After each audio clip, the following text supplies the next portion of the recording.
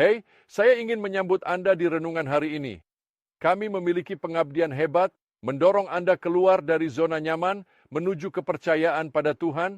Anda akan berdoa, mencari, dan menyaksikan Dia melakukan hal-hal luar biasa. Jadi mari kita sekarang langsung ke renungan hari ini. Satu karakter favorit saya di Alkitab adalah Petrus karena sangat transparan.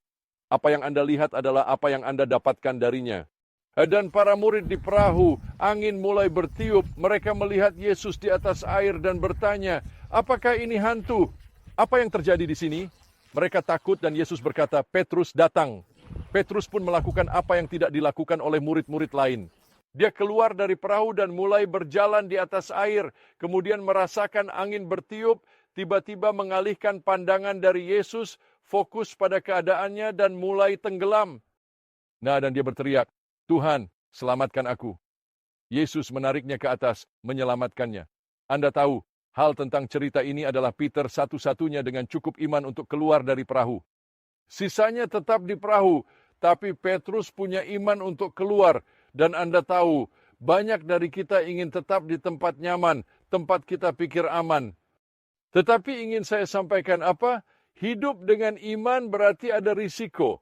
Jadi ambil langkah iman dan lakukan apa Yesus katakan. Jika dia bilang datang, maka kamu pergi. Itu apa yang dilakukan Petrus. Dan kita perlu belajar berjalan dan hidup dengan iman.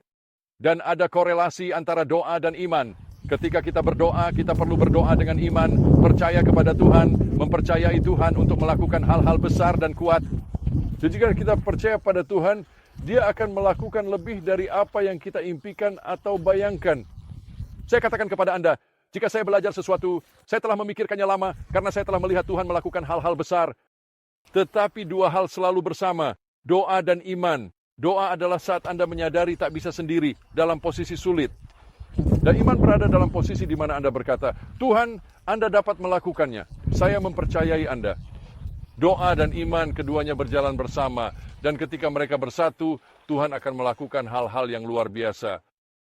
Dan Anda akan melihat Dia bekerja dalam hidup Anda dan di sekitar Anda. Percayalah padanya, berdoa, cari Dia, dan saksikan Dia lakukan hal besar.